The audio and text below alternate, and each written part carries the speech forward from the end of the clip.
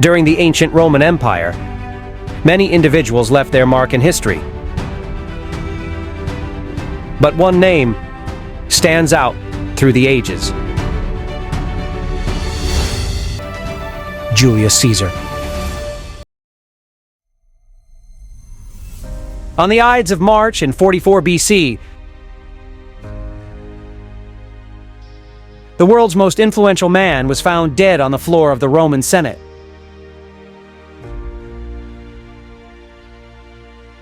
Gaius Julius Caesar,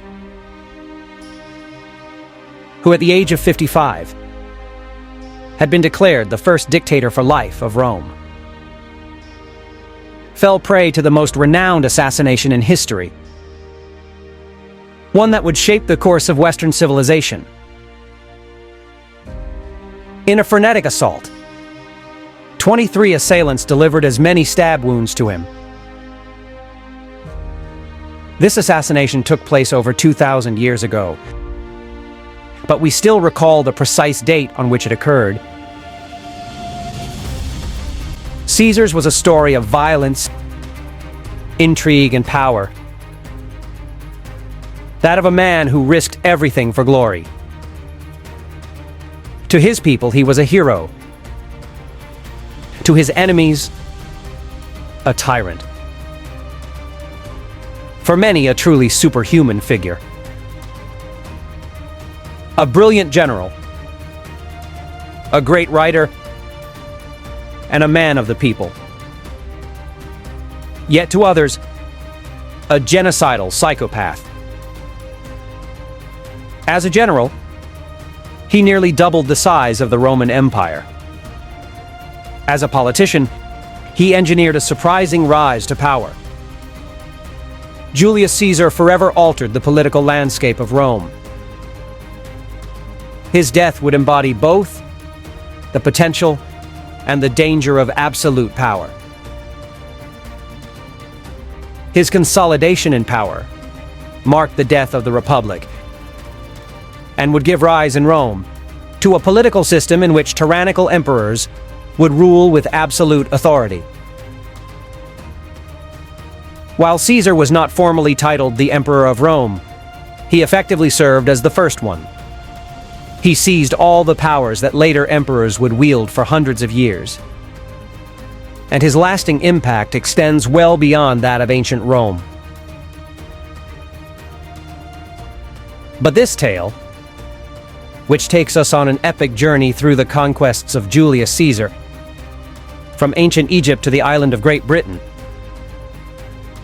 reshaping the map of Europe in the process, and transforming Rome itself into an empire, begins 66 years earlier.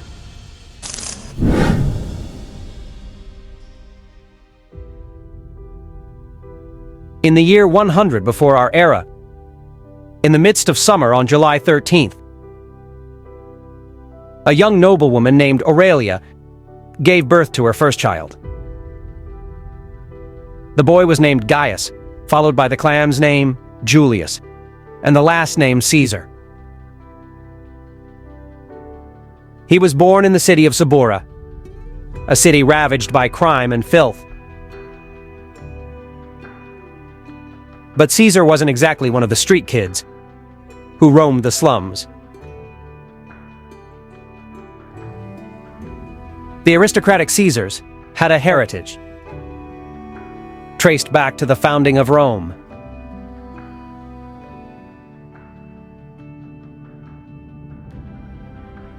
Caesar was born into a patrician family of the gens Julia, an esteemed lineage considered one of the most aristocratic in Rome. Caesar consistently highlighted the ancient nobility of his family, boasting lineage from the first king through his mother, and a connection to the gods through his father. His childhood was challenging, as his mother was strict, and he was instilled with a sense of greatness.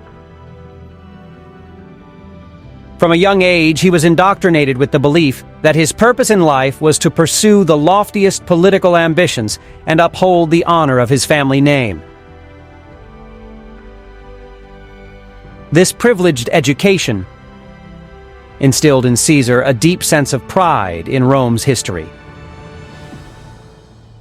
He took great pride in its legendary founding on the banks of the Tiber River in 753 BC. The establishment of the Republic and Rome's expansion across Italy, North Africa, Greece, southern Gaul, and Spain.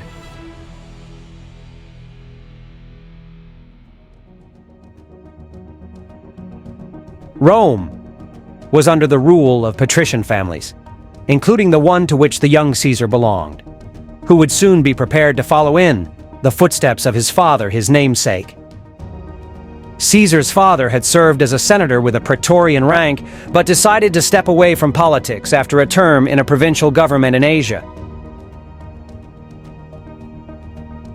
Caesar's mother, Aurelia, belonged to the Aurelicotti, a notable family from plebeian nobility. Many members of this family held significant influence in Roman politics during the late 2nd century BC, and it was this association that Caesar later utilized to launch his political career. The most influential connection was with Gaius Marius, the husband of his paternal aunt, who led the popular political faction. This association greatly aided Caesar's future political advancement.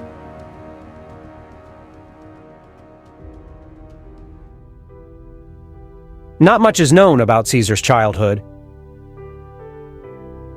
but his education involved learning the Greek language and reading historical works by Greek historians. During his teenage years, he began attending lectures on philosophy and rhetoric, displaying a keen interest in honing his public speaking abilities, a highly valued skill in Rome. The Roman Forum served as the hub for intellectual discourse and debate.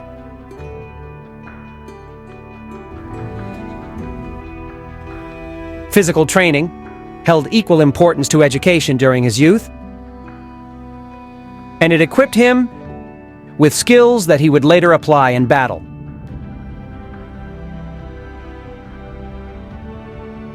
At the age of 15, Caesar was initiated into political life as he donned the toga, a symbol of Roman citizenship. While accompanying his father to the Forum, the central hub of Rome and its empire. It was within the Forum that his aristocratic peers governed Rome akin to an exclusive club. The Roman system was aristocratic, with aristocrats vying for political positions through elections. However, during the century preceding the start of our era, these aristocrats involved the soldiers to settle political differences.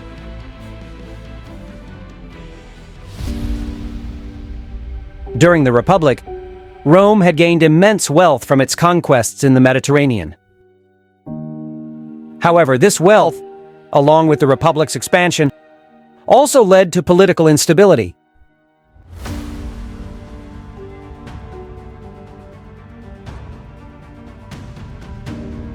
At the beginning of the century, the Senate became divided into rival factions. The Caesar family staunchly aligned with Marius's faction. During Caesar's early years, Rome was embroiled in a civil war between two army commanders, Gaius Marius and Lucius Cornelius Sulla. Sulla was the leader of the Optimates, a political faction that opposed the Populares, led by Marius. The Optimates sought to preserve the dominance of the Senate, and were against the populist reforms proposed by the Populares. At the age of 15, Caesar's father passed away, leaving him to take on the role of the family's head. He had to work tirelessly to advance his corrupt political career. This fueled his ambition.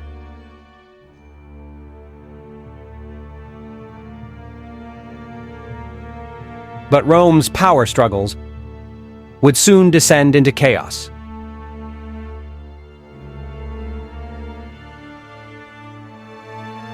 At 16, Caesar married Cornelia, the daughter of the influential politician, Lucius Cornelius Cinna, who was an adversary of Lucius Cornelius Sulla and a key ally of Gaius Marius. Through this marriage, Caesar had his only legitimate daughter, Julia. But their plans were disrupted by the outbreak of another civil war in Rome. Several years later, 17-year-old Caesar witnessed the harsh reality of Roman politics. Lucius Cornelius Sulla, in 82 BC, marched into Rome and decisively defeated the Populares, including the Marian forces. Sulla resurrected the position of dictator, which had not been used since the Second Punic War, more than a century before.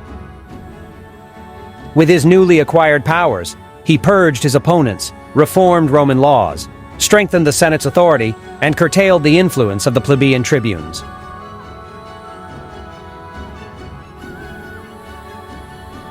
This period was dangerous for Caesar, as Sulla's faction confiscated his wealth and threatened his life.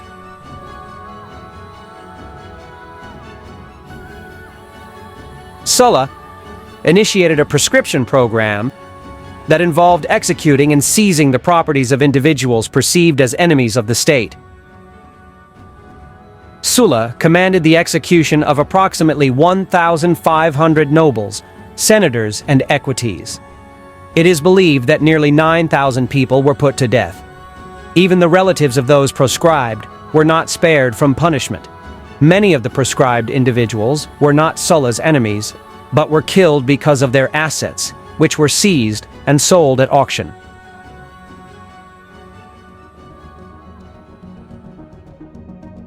Young Caesar was one of those to whom Sulla turned his attention after returning to Rome.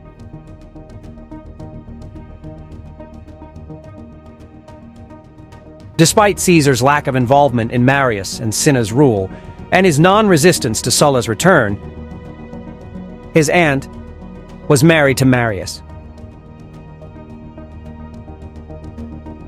Marius and Cinna had chosen young Caesar for a significant religious position. Sulla saw Caesar as a potential threat and declared him an outlaw, marked for execution.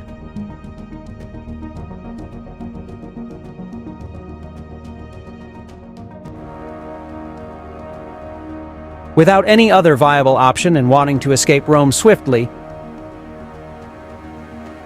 Caesar joined the army and set off for distant Turkey. He served with great distinction, earning recognition for his heroic deeds, and even receiving the civic crown as an honor. Caesar's superiors recognized his talents swiftly, and his bright future started to become evident.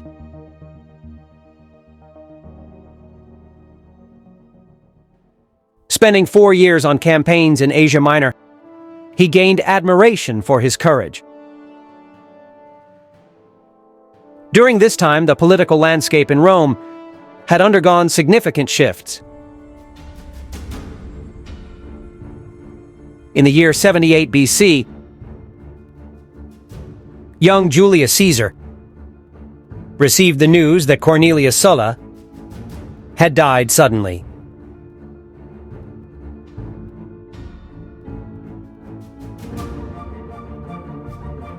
This news offered Caesar the opportunity to return home. After completing his military service, the young man who had left for war returned as a mature individual, ready to embark on a new and distinct endeavor.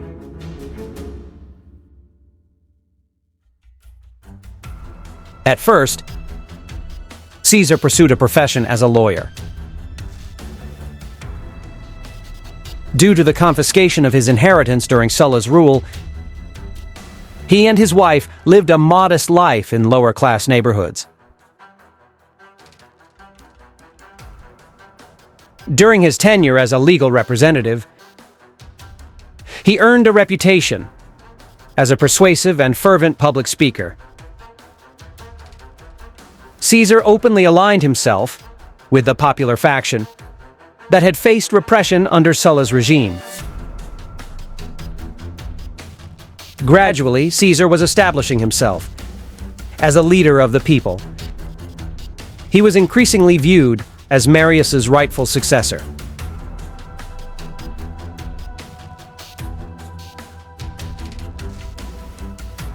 Public speaking skills were essential for a young politician. So in 73 BC, Caesar sailed eastward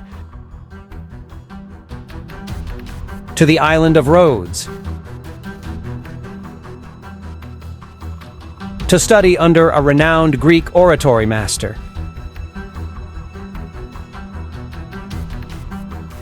However, during the sea voyage, he fell into the hands of pirates and became their captive on an island. After offering the pirates 50 talents for his freedom, Caesar was released. Nevertheless, he didn't let the matter rest. Instead, he took swift action, tracking down and apprehending the pirates, and then ordering their crucifixion. This bold response only enhanced Caesar's growing reputation, which was already well known throughout the streets of Rome.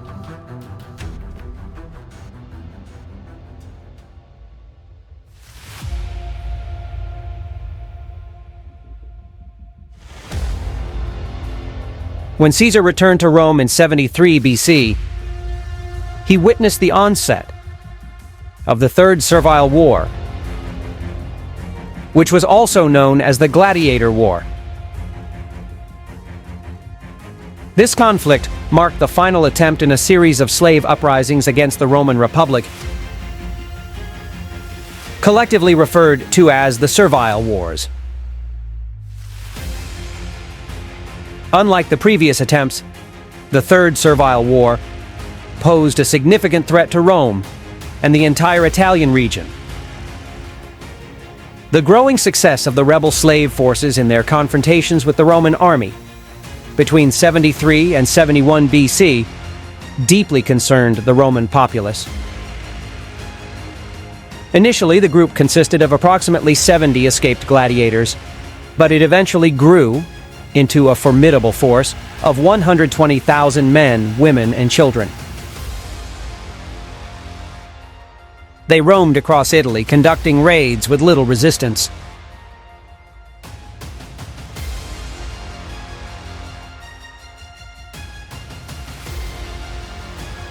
The rebels were led by various leaders, one of whom was the renowned gladiator general, Spartacus. During this time, Caesar joined the campaign against Spartacus as a subordinate officer. Caesar became part of the Roman military apparatus and played a role in the campaign against the scattered rebel forces.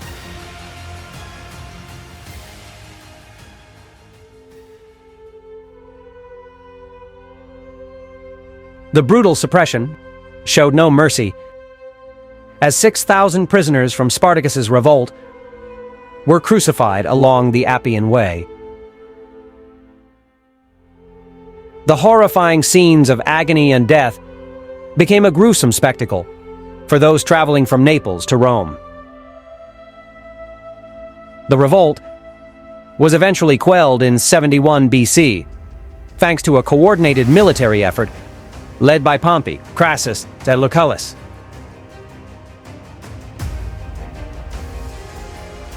The campaign against Spartacus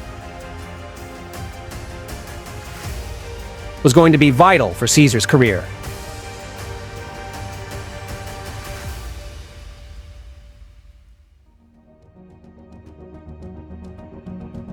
Caesar, like many others in his time, had the ambition of becoming consul and achieving the highest political office.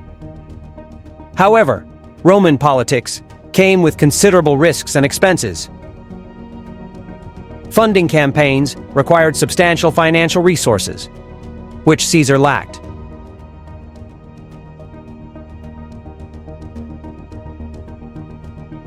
The senators paid for their political campaigns out of their own pockets.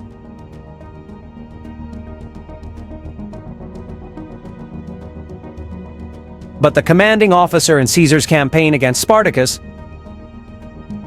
was Marcus Licinius Crassus, an immensely influential and the wealthiest man in Rome. Crassus was willing to offer generous loans to the ambitious young Caesar,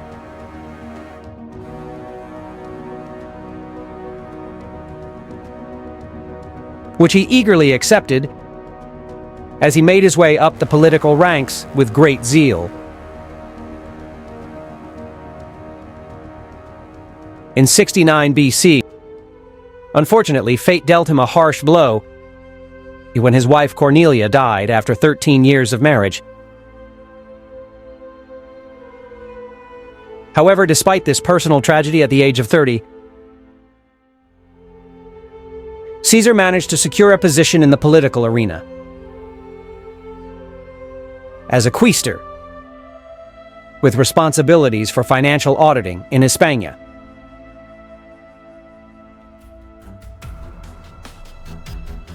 During this period, Rome's influence reached vast territories through a mix of military victories and diplomatic alliances, covering regions like Italy, Northern Africa, the Middle East, southern France, and much of Spain.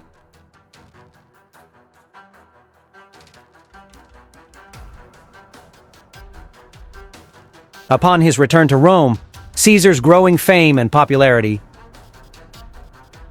propelled him to secure various public offices. Furthermore, his position in Hispania granted him a lifetime seat in the Senate.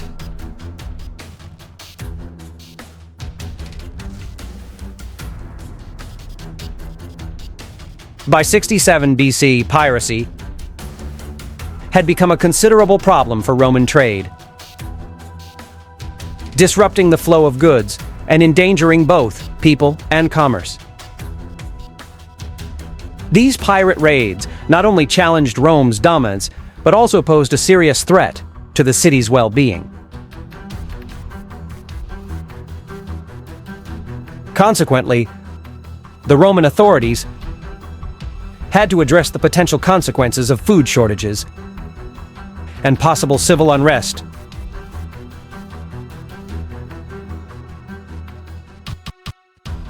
Due to the crisis. In the same year, Caesar played a crucial role in promoting the Lex Gabinia, a plebiscite proposed by Aulus Gabinius, a close associate of Pompey. The law granted exceptional imperium powers to its appointed leader for 3 years across the Mediterranean and the Black Sea regions to combat pirate attacks. Although the plebiscite did not explicitly name Pompey, it was evident that he would be chosen as the leader if the proposal was approved. Which it was. As a result of the extensive authority granted to him, Pompey became the first Roman Imperator. This appointment faced strong opposition from many members of the Senate, while Julius Caesar stood among the few who supported it. However, Caesar's endorsement of the Lex was not to favor Pompey. Instead, he saw it as an opportunity to ensure Pompey's absence from Rome for 3 years, potentially preventing any hindrance to his own future endeavors. Additionally, by endorsing this measure, Caesar aimed to gain favor with the populace, who were fervent supporters of Pompey. However, despite his previous achievements in politics, Caesar was not fully accepted by the elite class. To address this, he devised a daring strategy and focused his efforts on the urban poor. He campaigned in the impoverished neighborhoods of Rome, where life was harsh, dirty, and short.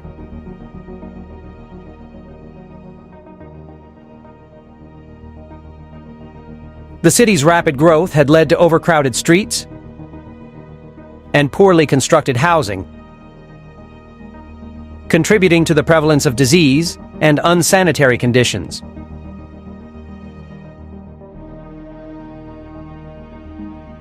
As an outsider, Julius Caesar employed the shrewd tactics of any adept politician.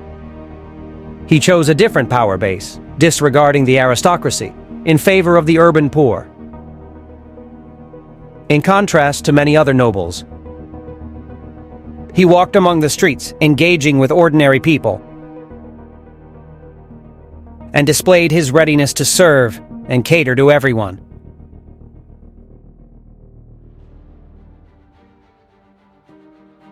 When responsible for public entertainment in the city, Caesar organized larger and more impressive games. He imported a substantial number of wild animals from North Africa, and 320 pairs of gladiators fought to the death for the pleasure of the masses. While assigned to maintain the Appian Way, he spared no expense on repairs. These actions endeared him to the common populace, earning their affection and support. Being a popular politician with limited backing in the Senate, Julius Caesar turned to the common people for support. Numerous deals were struck behind closed doors at Caesar's residence.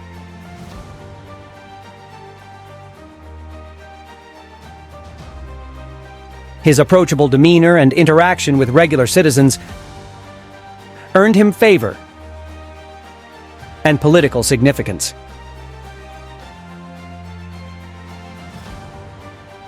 In addition to legitimate expenses, Caesar had to invest in purchasing votes during elections. But each step taken by Caesar also implied an advancement for Crassus.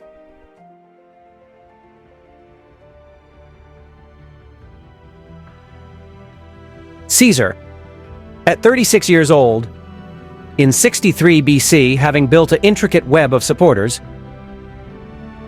decided to run for the role of chief priest of Rome, putting both his public and private popularity on the line.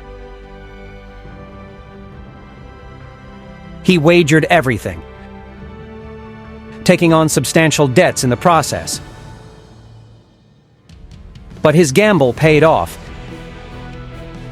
and he won the position, along with its associated privileges.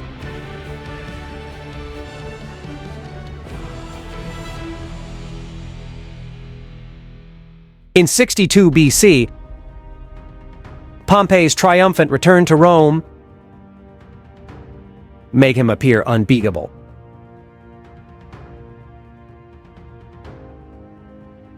As the greatest general of Rome, who had recently conquered Syria, Palestine, and much of the Near East, he gained immense wealth and influence. He held a central position in the Roman elite and was considered the most important person of the time. Pompey's fortune was likely on par with that of the entire Republic. Pompey's achievements were celebrated with cities named after him.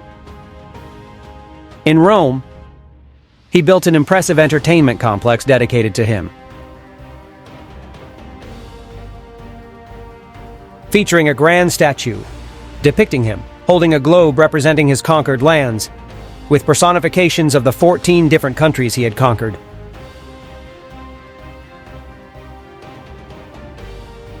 Pompey had outshone all his contemporaries,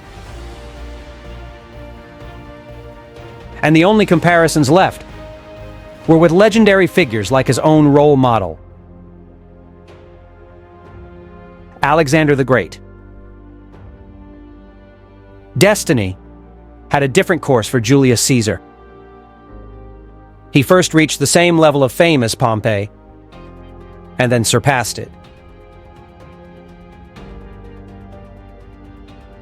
When Pompey returned to Rome from the east, many members of the elite were anxious and anticipating that he might follow in Sulla's footsteps and overthrow the Republic to seize absolute power. Though he had the opportunity, Pompey chose a peaceful approach. He landed in Italy without aggression, disbanded his armies, and adhered to the Republic's conventions, putting the interests of the state before his personal ambition.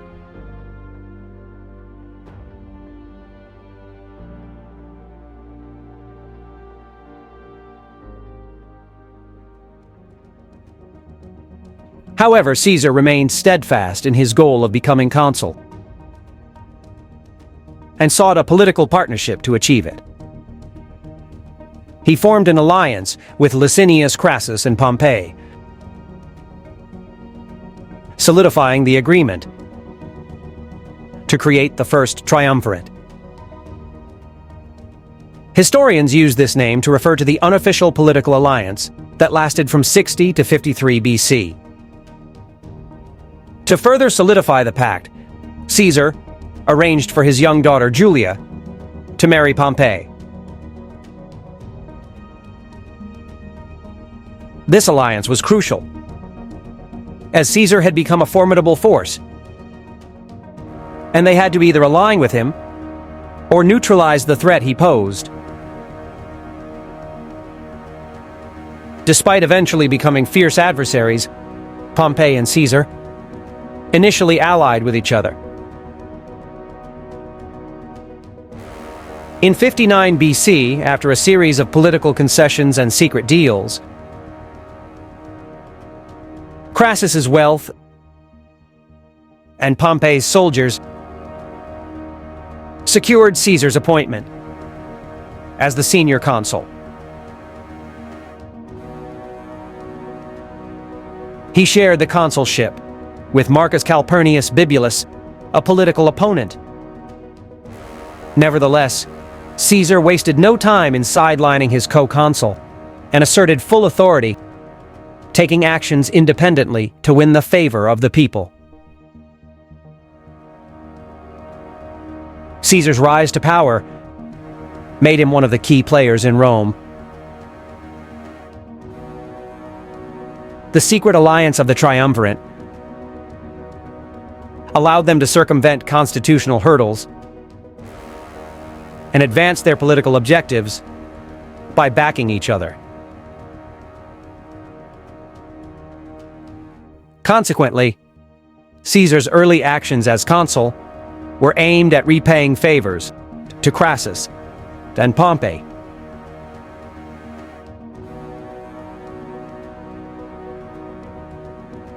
Through aggressive tactics, he secured Senate approval for an agrarian law, benefiting Pompey's veterans, and tax reductions for Crassus.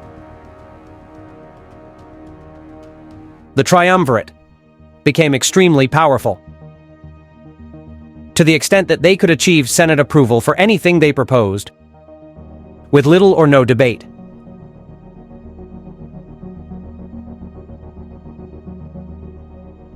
Caesar quickly amassed immense wealth through his involvement in many of Crassus's businesses, elevating him to the highest echelons of Roman society. However, the initial success of the alliance sparked significant political pushback, leading to a reorganization of political alliances in Rome to challenge their influence in the subsequent years. During the same year, Caesar married a Roman noblewoman named Calpurnia,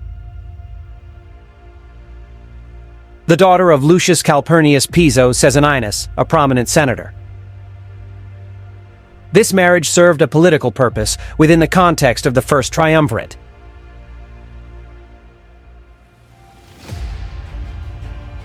Caesar used his position as consul, primarily to further his personal ambitions, and those who opposed him were met with violent retaliation from his followers.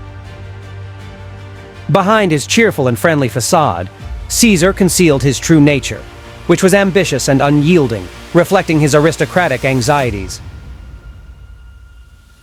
Caesar completely ignored the customary practices, formalities, and diplomatic nuances of cultivating positive relationships with his political colleagues.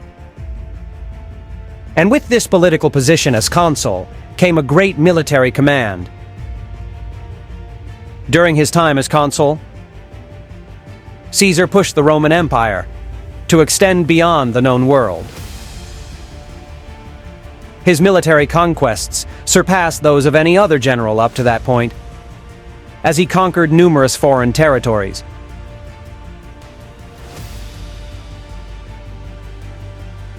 Caesar faced a dilemma where, upon leaving the consulship at the end of his term, his adversaries would accuse him of engaging in unlawful activities during his tenure. If Caesar could promptly assume another government position,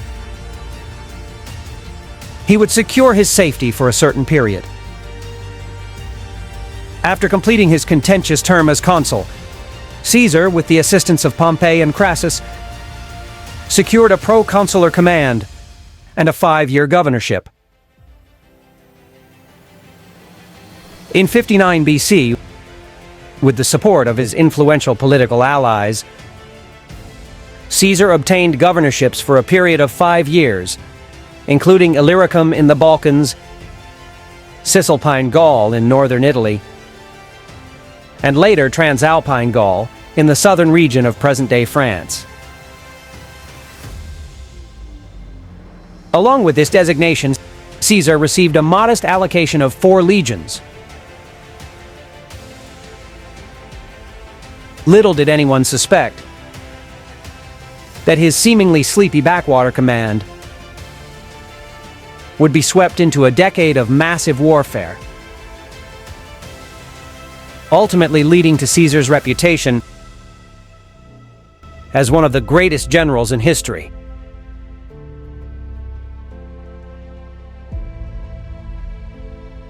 An outstanding general with sharp strategic and tactical abilities, as well as an inspiring leader.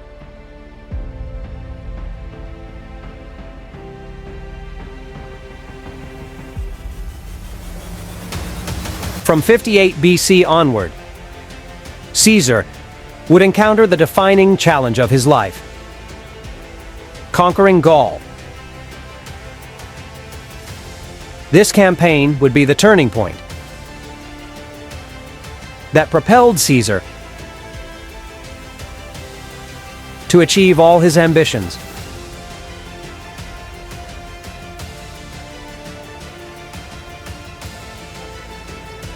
As a result of this pivotal moment in Roman history, he would be transformed into the most revered and dreaded figure among the Romans. The achievements of Caesar led to the Roman elite's hostility, ultimately labeling him as an enemy of the Republic. This compelled Caesar to march towards Rome with his legions, crossing the Rubicon and initiating the second civil war in the history of the Roman Republic. This crucial moment enabled Caesar to attain his definitive ascent to absolute authority as the Roman dictator. Moreover, he became entangled in the civil war of the Ptolemaic kingdom in Egypt, vying for control of the pharaonic throne amid the struggle between Cleopatra VII and Ptolemy XIII.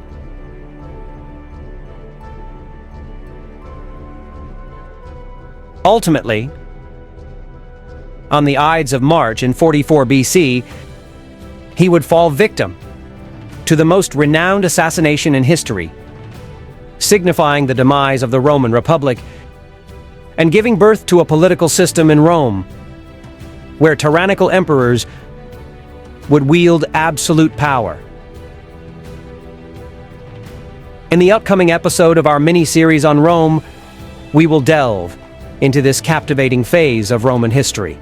It will be the second and final part of the documentary exploring the life of Gaius Julius Caesar. His name still resonates across the globe, embodying greatness and visionary leadership, even after 2,000 years. Undoubtedly, he remains one of the most extraordinary figures in history. His writings, speeches, and enduring political and military legacy continue to impart valuable lessons to this day. Thank you, friends, for joining us thus far. We will continue to release new episodes of our miniseries on Rome, diving into the rise of the Roman Empire, its peak, its subsequent fragmentation, and its end. Don't forget to subscribe to our channel, share our content on social media, and activate the notification bell to stay tuned for our upcoming episodes. The comments you leave help us immensely in our improvement. Moreover, all these actions on your part send signals to the platform's algorithm, allowing our content to be promoted and reaching a wider audience. Thanks.